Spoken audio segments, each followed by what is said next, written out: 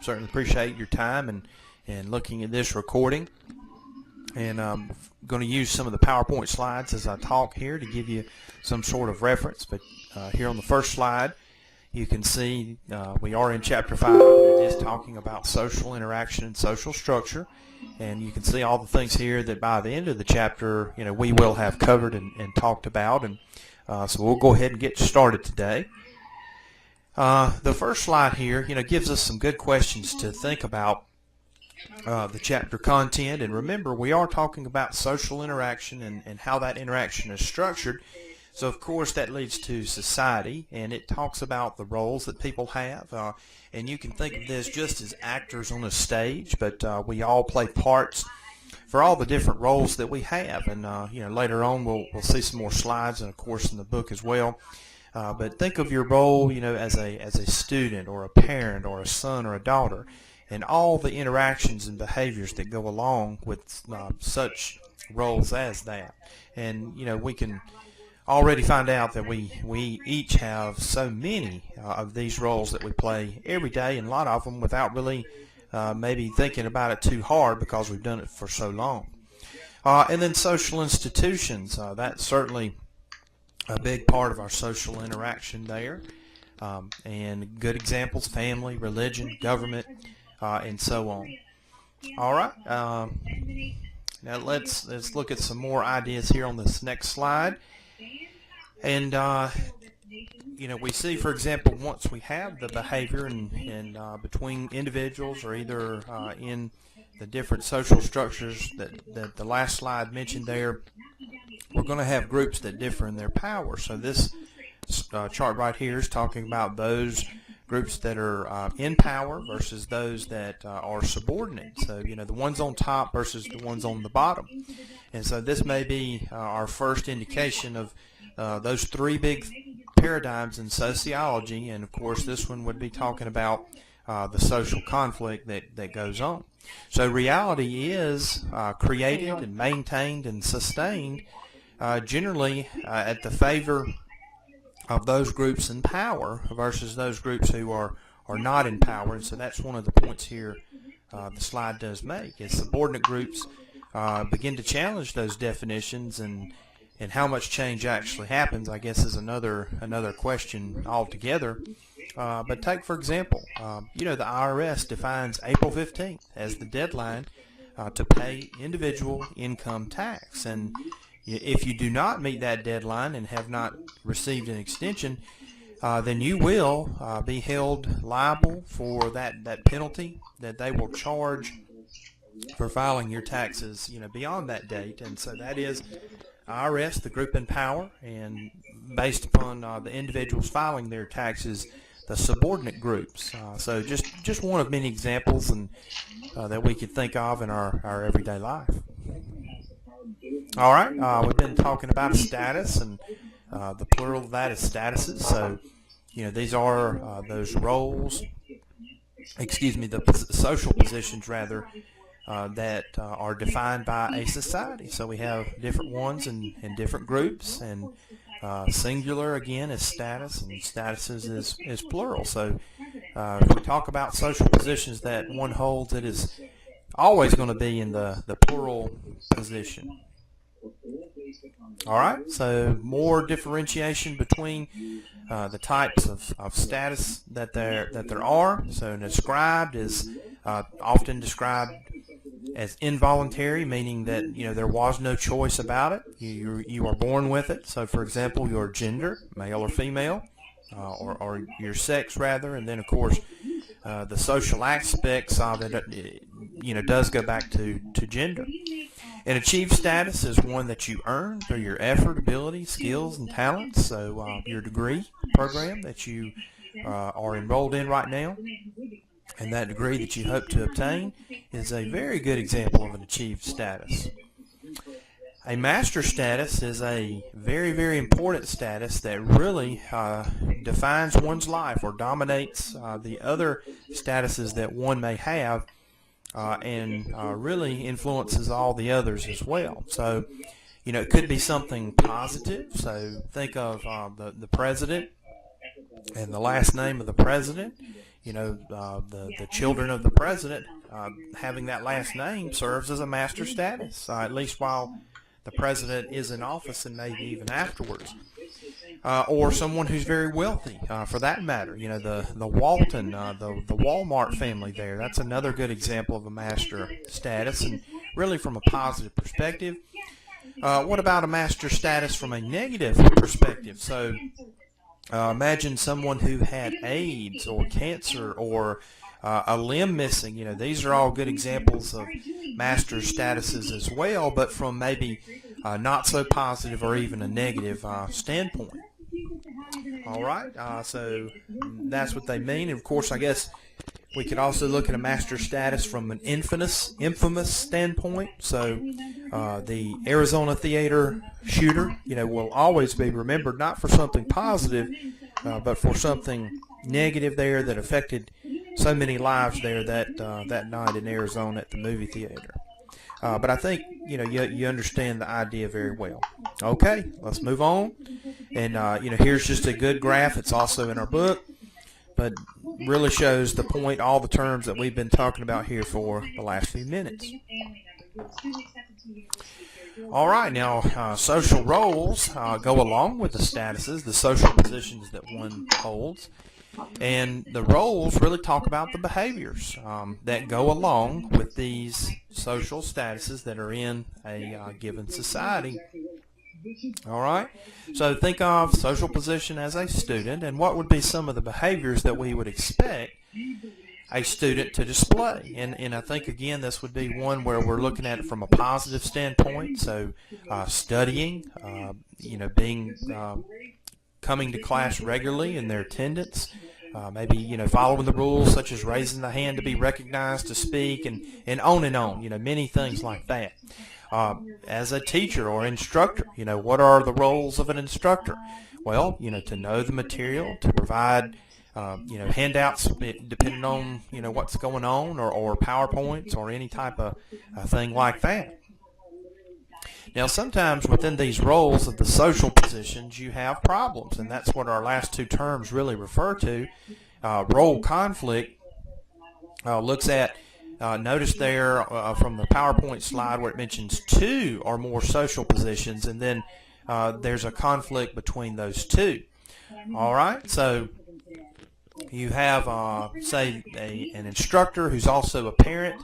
The two social positions would be the teacher and the parent, and then somehow those two are in conflict for one another. You have to teach a class, but yet you have a sick child. What do you do in that situation?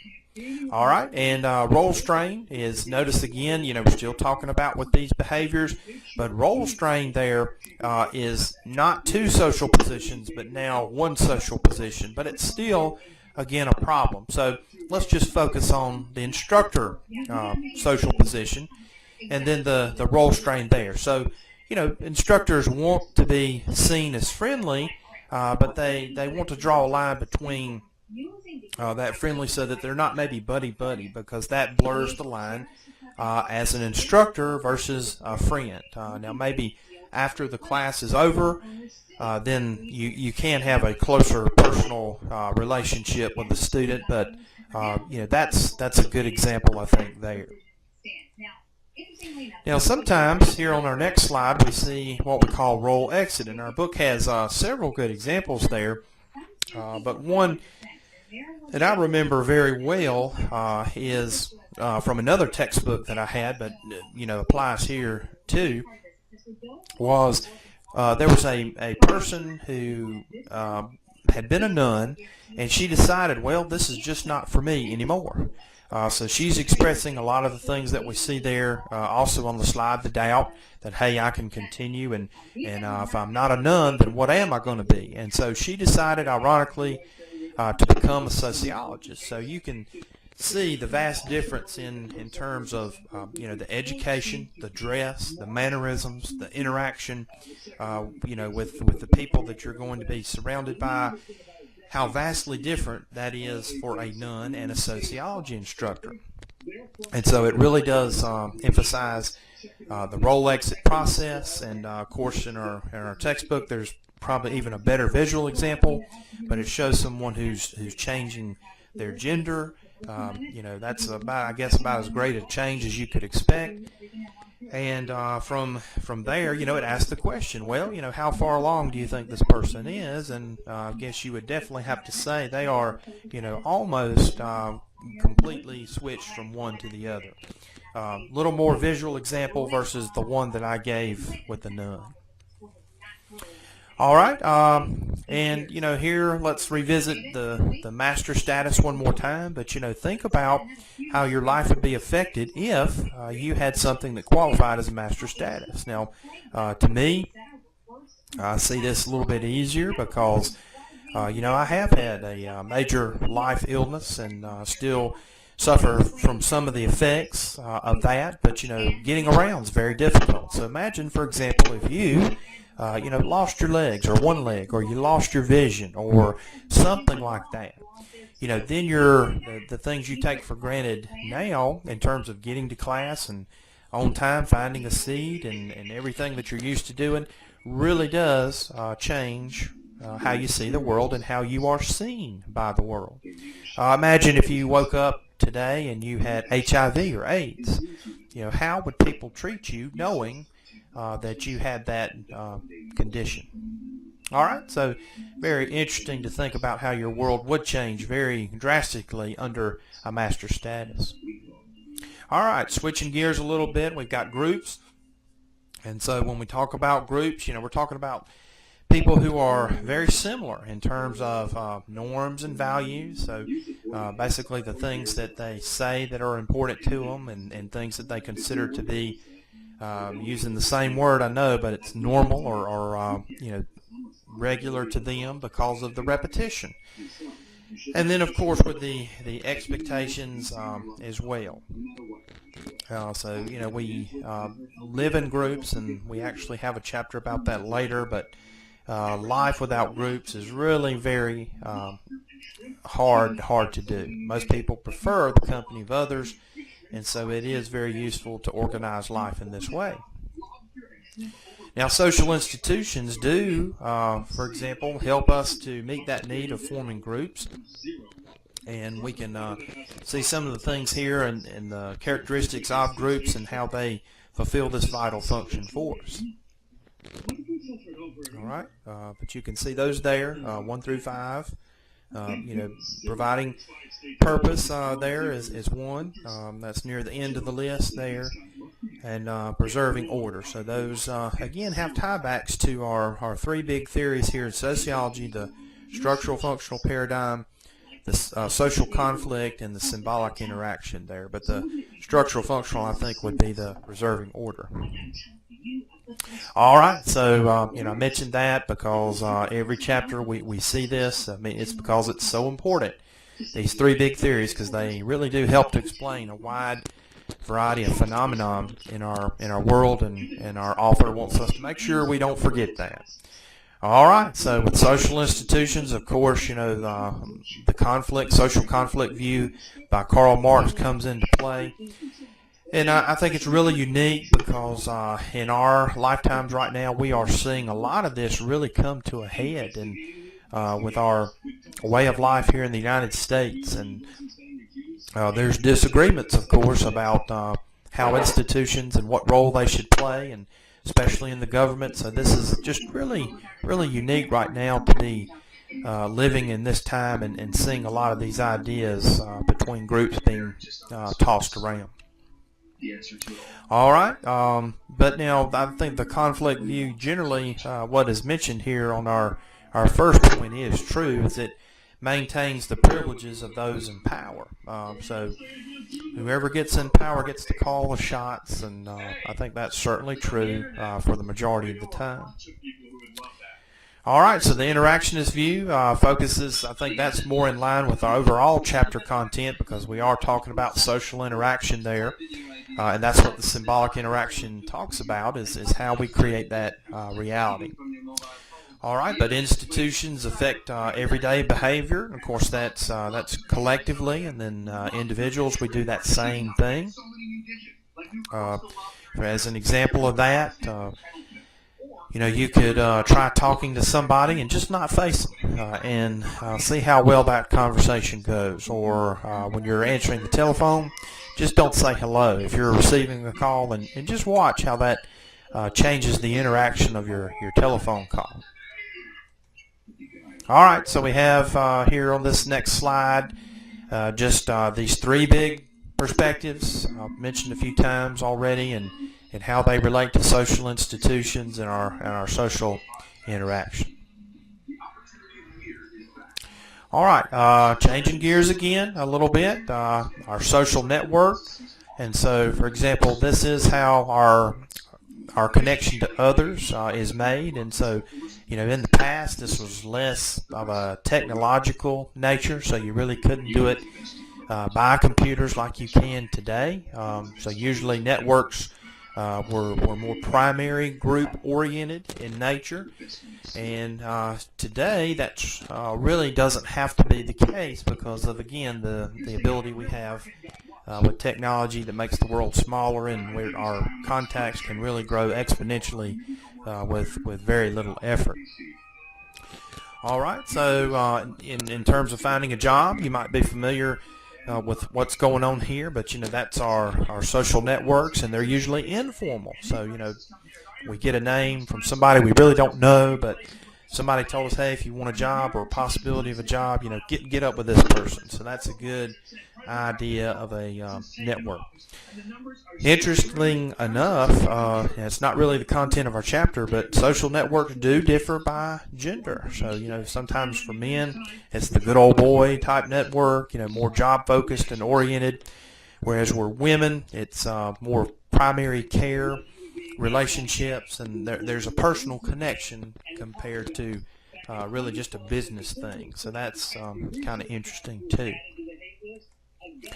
All right, so I mentioned there about technology, so just a slide here that reemphasizes that.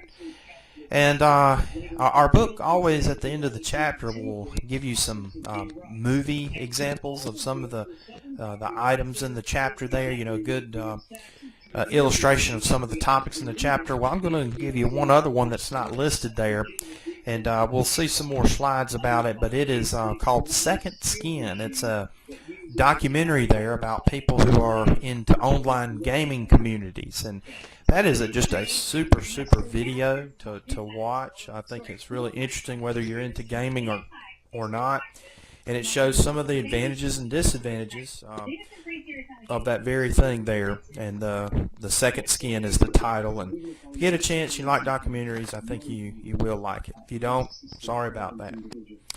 Okay, let's move on there. Here, for example, we do see the idea that the difference between traditional societies and the idea that they were closer in terms of their affinity and affection towards one another. They stayed together because really that meant survival.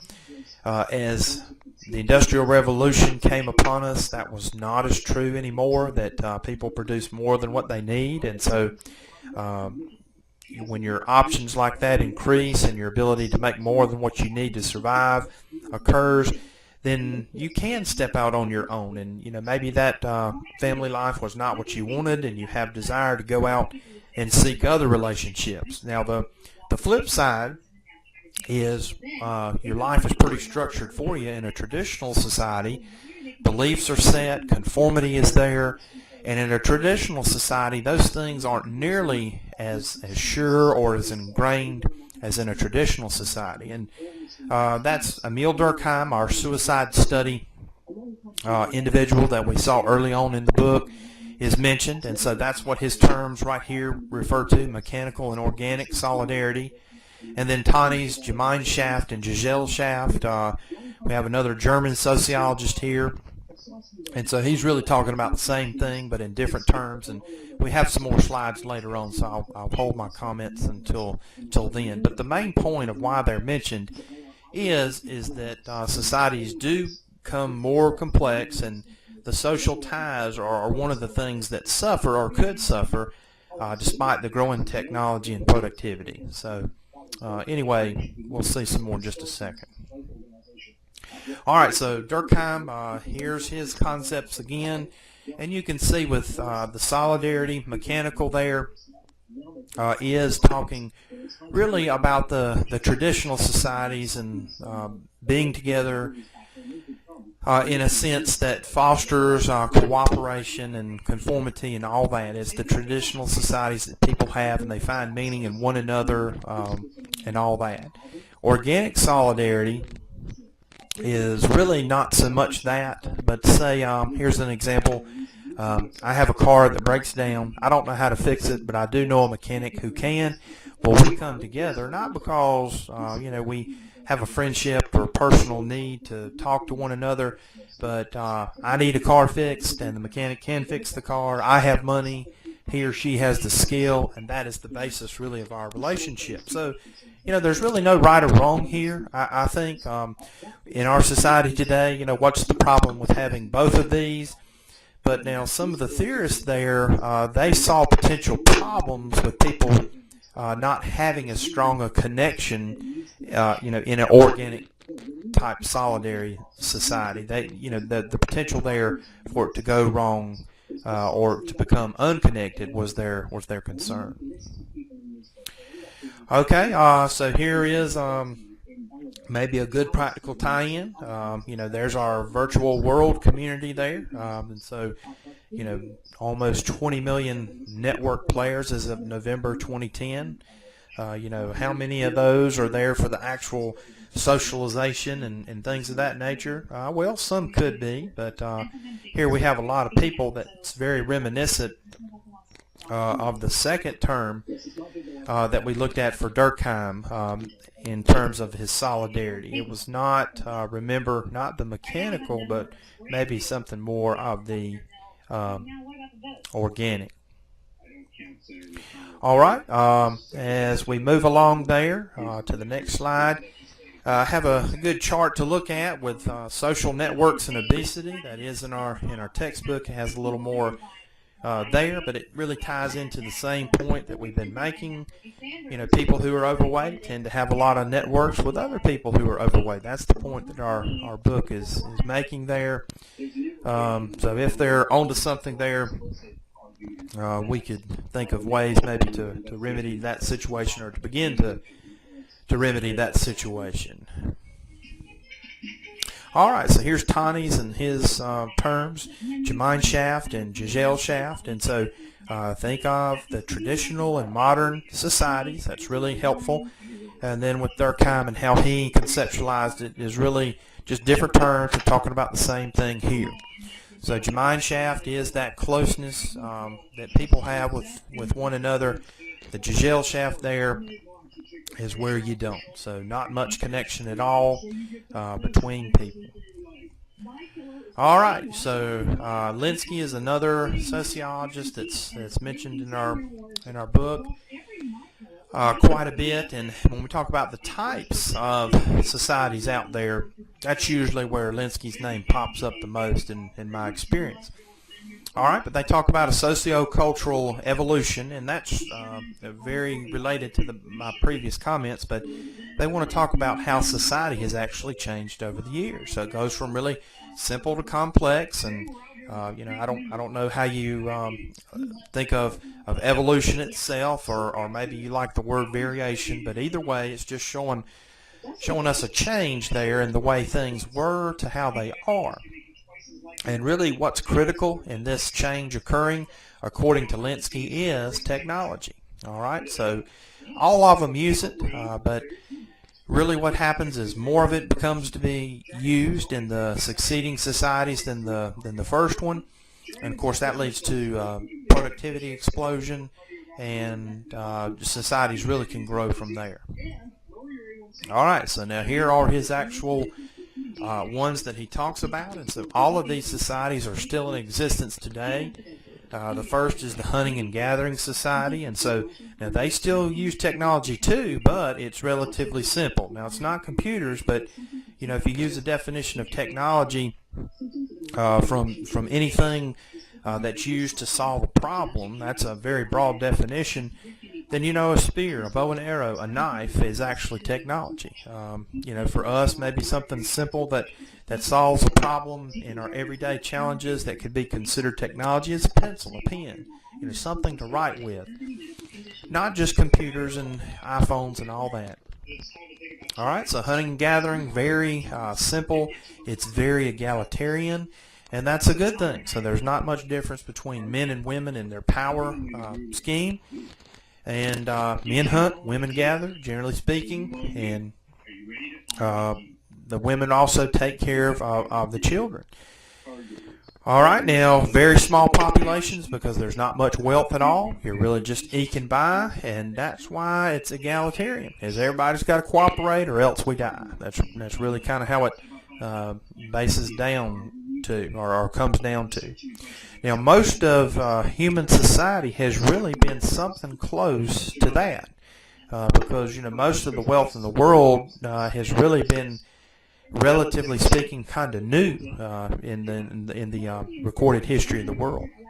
All right, going on to our next society is horticultural society. So a little bit greater productivity, a little less inequality. Now that's kind of the pattern that we see: growing productivity and less equality. All right, so now people are doing, when it talks about horticulture, small scale growing of crops and foods and all this.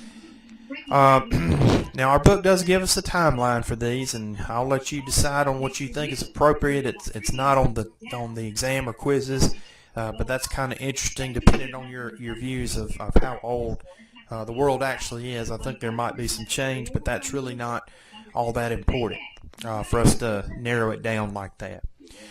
Okay, now hunters and gatherers were nomads, and they moved around. So horticulturals populations are starting there really to be less nomadic and to start thinking about actually settling down in an area, planting roots, so to speak. So small-scale domestication of animals is also something that happens. You can support a little larger population. We get to agrarian societies, and this is probably the most unequal or unegalitarian society of them all because the wealth is really explodes there, and you have some that are super wealthy and those that have nothing. And of course, once you have more than what you need to survive, you can start being concerned with other interests and abilities. And so this is called the dawn of civilization because a lot of inventions were actually created here that made life easier. So, some people would say that writing, for example, numbers, letters, a system of money or something like that instead of bartering would also be in effect. But just tons of things there that made life easier. The wheel would be another example to where life was just easier than it had been. Animals were used really for the labor in terms of growing crops and much more productive than doing it by hand and less labor intensive. All right, now all of those that we just talked about were pre-industrial societies, and now the last two that we want to talk about are considered industrial societies. All right, so just as we mentioned animals, you went from hand labor, hand and back labor, now to using animals. Well, now we ramp it up again with machines, and that just makes it so much more easier and productive once again.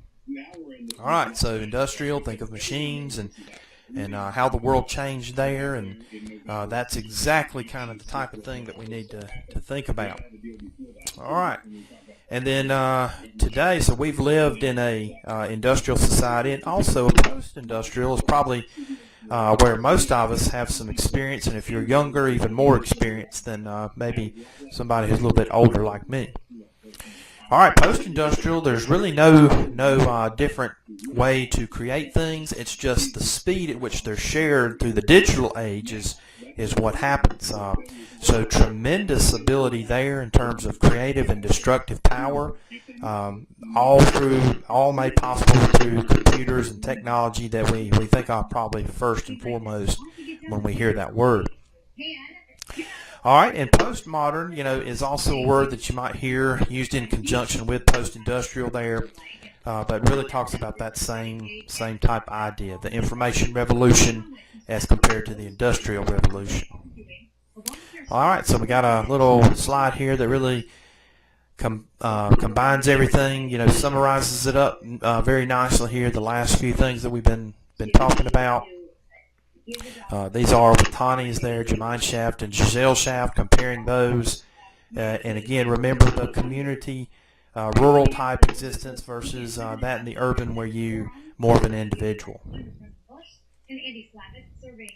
All right, and this is for Linsky. This is our different societies. Usually it's listed there as 5, and so that would be the hunting and gathering, the horticultural, the agrarian, the industrial, and then the post-industrial slash postmodern. That's usually sometimes how you may see it, but our book actually listed as a separate term. All right, so here's another kind of putting it all together and thinking about what it means for us in a practical sense. But think of how technology has changed your life. I have just gotten an iPhone, and before I was wondering, what's the big deal about an app? And I fully understand that now, a whole lot better now that I have one and use it quite a bit. Think about how we shop and on the internet and just many things. Think about how taking classes over the internet is something relatively recent. Maybe something in the future to consider might be for traditional classes, you actually don't have a physical instructor anymore. Now, I guess I'm dreaming a little bit, but think of a hologram that can interact with people, that has a database, kind of like the Siri on an iPhone. What about that? That certainly could be a possibility. Or maybe even the same thing for medicine one day. All right, so lots of things like that are very, very interesting to think about. All right, and also in terms of the media there, we see how just as there's a power structure in the government or social institutions, same thing applies to the media. That's also very, very something interesting to think about. So, if you're a conservative type person or Republican type affiliation, you may watch, for example, a lot of Fox because they tend to be conservative. If you maybe like more liberal points of view or Democratic points of view, then maybe some of the others like MSNBC or CNN or whatever channel that might serve up those views. All right, and same thing for the internet. That's why it's kind of dangerous for some things. If you ever have some sort of medical issue, the internet is the worst place to look at because it does not really give you accurate information that you want. So, hopefully these gatekeepers can be trusted, but we also need to keep a careful eye out for the facts and just get the truth and then make our own decision. All right, so all these things, we want to apply sociology, and that is really our bread and butter, meaning that we want to take these things and apply it to everyday life and make it better where we can and correct things that are wrong. All right, so our 3 big paradigms, here's some examples here of what they would do in terms of the media and how they might, for example, make it a little bit better or less stigmatized to one side or the other. And then finally here, just a few other things there about some legislation there on media there and how we could maybe, again, make it less political and more geared toward the actual truth of the matters to inform people of what's going on so they can make informed decisions. Okay, we are at the end there of the slides that I had prepared for the chapter, so I hope this has helped a little bit, and I will see you again shortly and hope you have a very good day.